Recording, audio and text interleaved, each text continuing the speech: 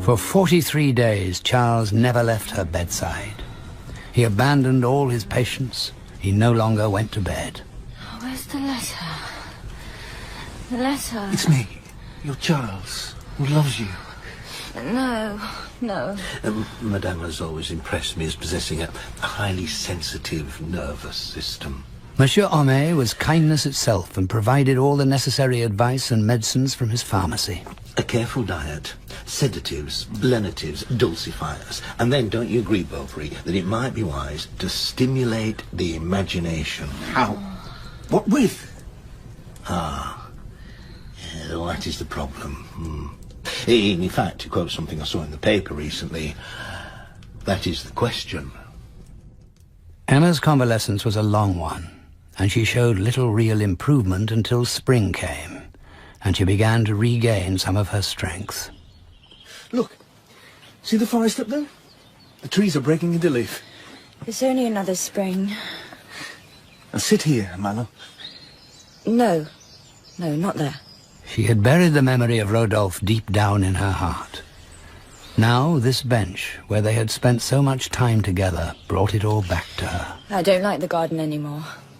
But it's beautiful. I hate it. No, you always said I must have it completely redone. This summer. As soon as possible. By the way, Bovary, have you seen the poster outside the Golden Lion? What poster, Monsieur Homais? A travelling opera company is coming to Rouen. It struck me you should take Madame for a diversion. You've always wanted to go to the opera, Emma? I don't know. What would the priest say? Never mind about that black coat. Well, I've heard him speak against the theatre. Nothing wrong with the theatre. And listen, that famous tenor, Edgar Lagarde, is a member of the troupe. They are performing Lucia de Lammermoor. Sir Walter Scott's tragedy. Indeed. What do you think, Emma? The apothecary sighed as he saw them off in the Hirondelle. A box in the dress circle, eh? Oh, that's very grand.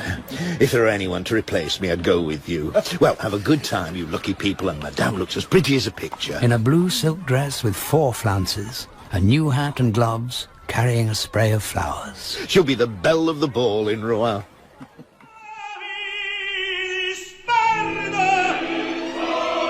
Emma is back in the familiar books of her youth, deep in Sir Walter Scott.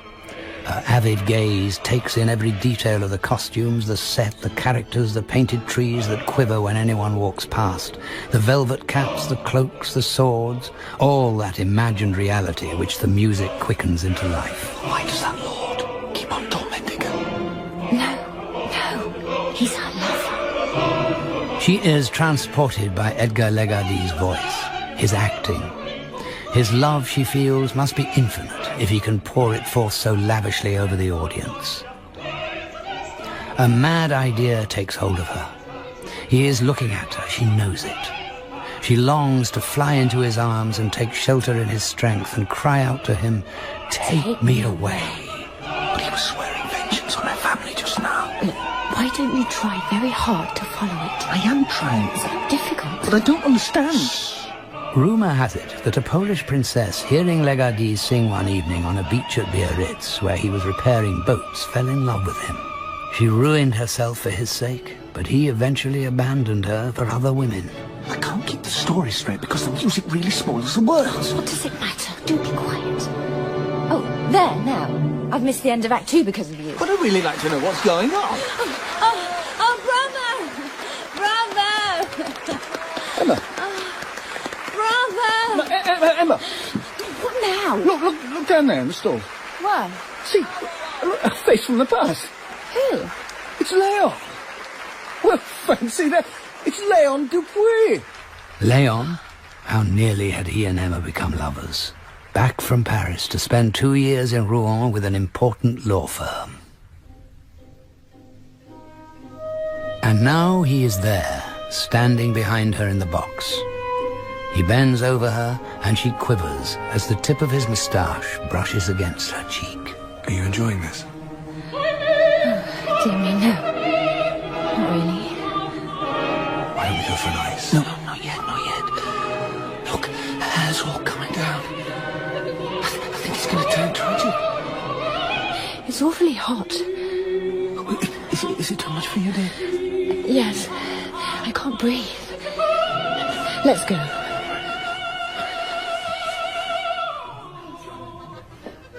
You're not sorry we left, then?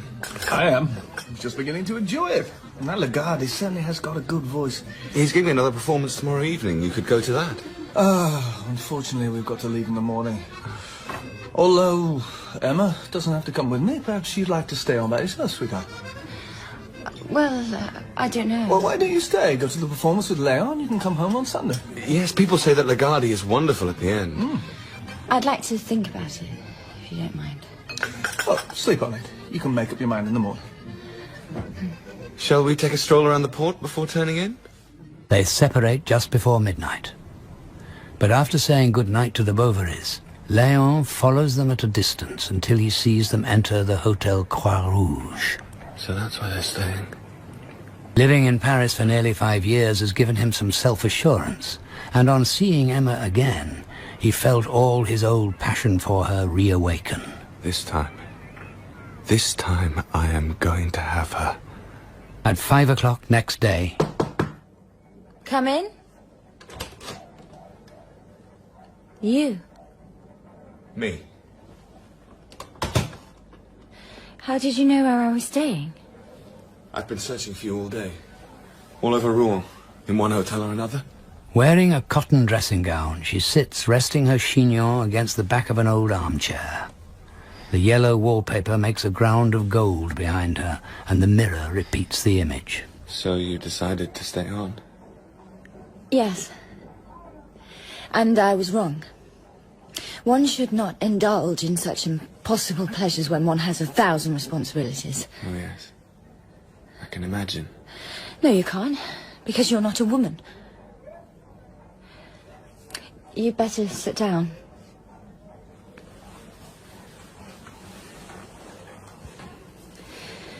How was Paris? To tell the truth, it was monumentally boring. I missed you. He cannot admit to having forgotten her, and perhaps he no longer remembers those suppers following the costume balls with girls in stevedore outfits. And Yonville? And the people there? Nothing changes. And she has probably forgotten her assignations of long ago, when in the early morning she used to race through the long, dew-drenched grass towards her lover Rodolphe's chateau. I couldn't bear it when Charles told me you'd been so ill. Sometimes I wish it had been fatal. Life can get so tedious. No, if you'd died, I would have wanted to follow you. I've never forgotten you, see? Emma, I loved you so very much. I always thought you did. She turns away to hide the smile she is unable to suppress. I wrote you letters. But I never... I tore them up. I used to imagine we'd meet, accidentally. And sometimes I'd see someone who looked like you through a cab window, with a veil or a shawl like yours, and I'd chase after it through the streets. Emma is touched. You poor man. And she raises her lovely tear-filled eyes to the ceiling. And so they talk and reminisce, losing track of time. They clasp hands, and past and future memories and dreams all merge together in this sweet rapture. Until... Oh, good heavens, it's 8 o'clock. We've forgotten about the opera. Emma, what's to prevent us beginning again?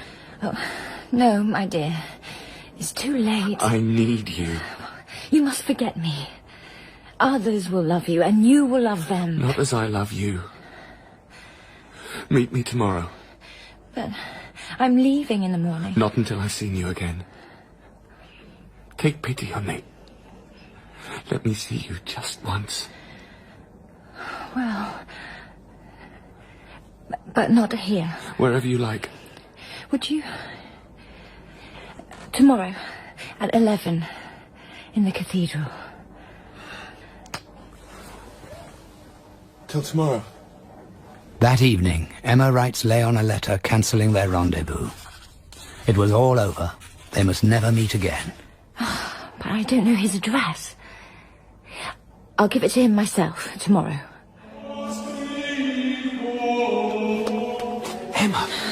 never come. Read this. What?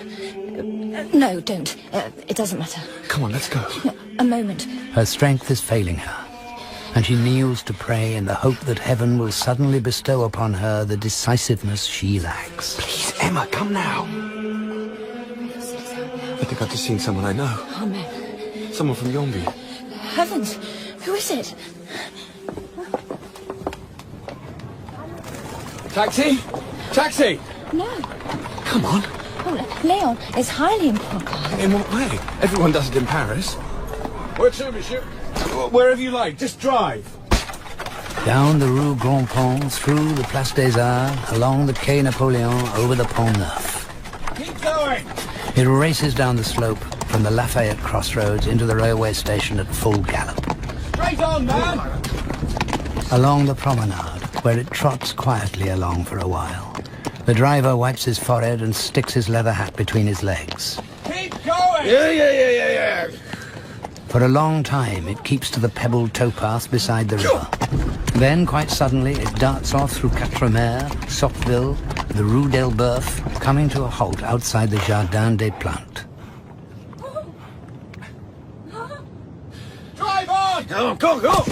It promptly begins to move again, passing through Saint-Sever, along the quays and behind the gardens of the Home for the Elderly. And then, without plan or purpose, it wanders about at random, retracing its steps over and over, until people start to notice. Where's that cab again? Where? What cab? What did he do? The one with the black shirt down? Hey, what's going on there then, eh? Hey, cabby! What you got there? Hey, what you got there? From time to time, the driver casts a despairing glance at a tavern. Right, damn you! But where do you want me to take you to? Here! He cannot understand what rage for locomotion can be compelling this pair never to stop. And every time he tries to, Don't stop! Keep on going! Blast! Go! Have you ever seen anything like it? Oh, that poor bloody horses! Nearly frothing in their mouth! Hey, cabby! Cabby! Hey, driving straight to hell, are you? once in the middle of the day when the sun's rays were beating down, a bare hand emerged from between the tiny yellow curtains and flung out some torn scraps of paper which scattered in the breeze like white butterflies. Come get on there!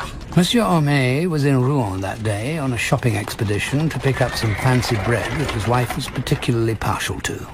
He regales her with the spectacle over dinner when he gets back. Well, you should have seen it. This taxi bumping about all over the place, swaying fit to fall over. I couldn't see who was inside, of course, blinds down tight as anything, but a bit of funny business going on there, if you ask me. Then, at about 6 o'clock, the cab drew up in an alley in the Beauvoisine district, and a woman stepped out, walking off quickly with her veil lowered, never looking back.